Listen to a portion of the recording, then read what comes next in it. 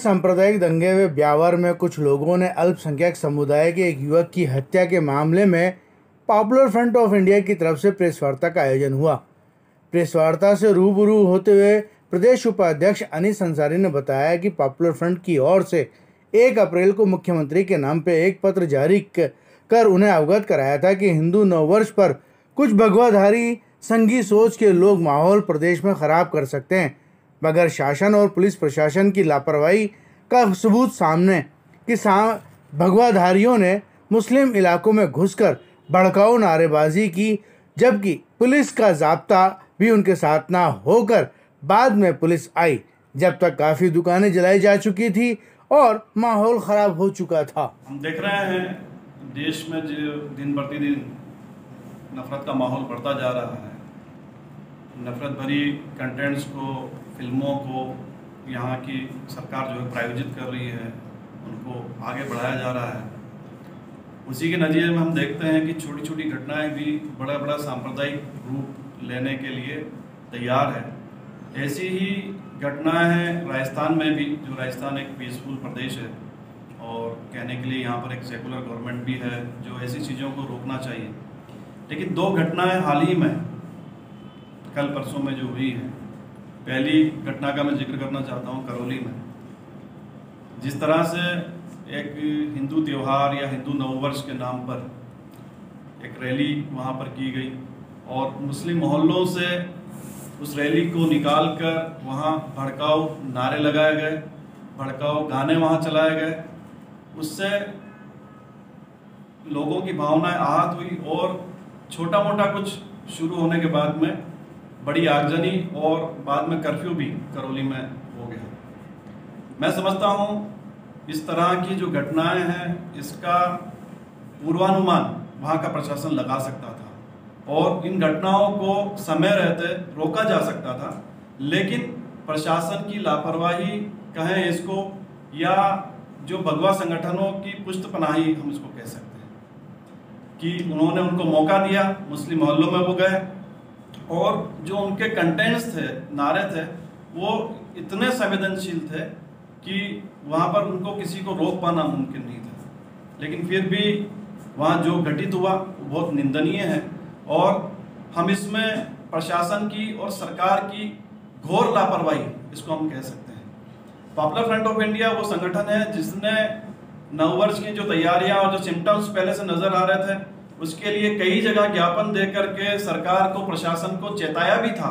कि ऐसी घटनाएं कारित हो सकती है जिससे सामाजिक वैमनस्य हमारा बिगड़ सकता है, सामाजिक सद्भाव जो है वो बिगड़ सकता है और वैमनस्य फैल सकता है। लेकिन सरकार ने उसको बिल्कुल ध्यान नहीं दिया, जिसका नतीजा हम देखते हैं कि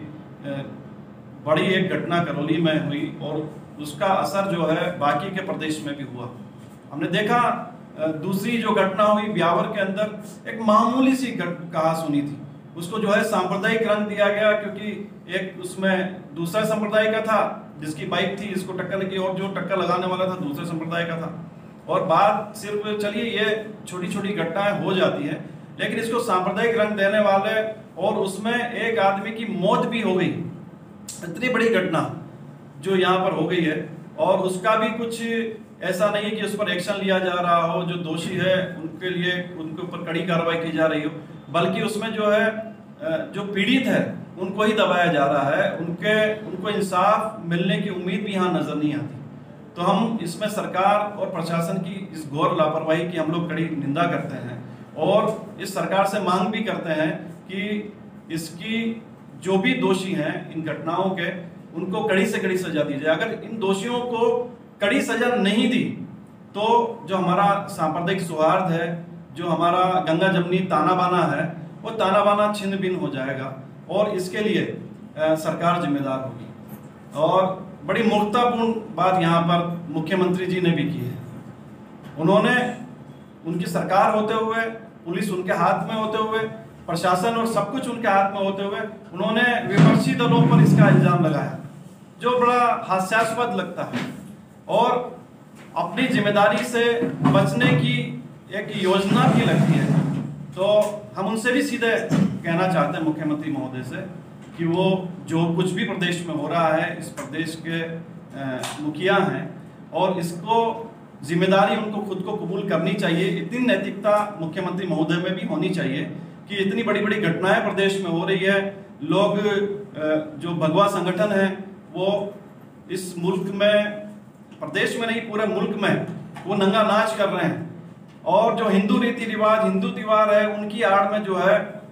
सामाजिक वैमनस्य को खत्म करने की कोशिश कर रहे हैं। और वो बात किसी से ढकी छुपी भी नहीं है, वो बात बिल्कुल खुलेआम है। और जिस तरह की योजनाएं यहाँ बना रहे हैं और जो काम कर रहे हैं, पहले से जो बयानात आ रहे हैं, उनसे सरकार को संभलना चाहिए था, लेकिन सरकार कुछ भी उसमें नहीं कर पाई। इसलिए हम मांग करते हैं कि नैतिकता के आधार पर इस सरकार को इस्तीफा देकर और इन घटनाओं की जिम्मेदारी लेनी चाहिए और साथ ही जो भी दोषी हैं उन दोषियों पर कड़ी से कड़ी कार्रवाई भी करनी चाहिए। अगर दोषियों पर कड़ी कार्रवाई नहीं हुई तो इस तरह की घटनाओं को बढ़ावा मिलेगा और मैं समझता हूं अगर इस तरह की घटनाएं इस प्रदेश में बढ़ी तो हर किसी को बहुत नुकसान होगा। और इसमें जब ये घटनाएं आगे बढ़ेगी, सरकार और प्रशासन उचित कदम नहीं उठाएंगे, लोग कानून को अपने हाथ में लेंगे तो कानून और व्यवस्था जो है बहुत खराब हालत में चली जाएगी। इसलिए हम डिमांड करते हैं कि जो भी दोषी हैं इन घटनाओं के, उनको कड़ी से कड़ी सजा दी जाए और कोई भी दोषी बचना नहीं चाहिए और पीड़ितों को उसका उचित मुआवजा जो है वो मुआवजा भी सरकार की तरफ से दिया जाए।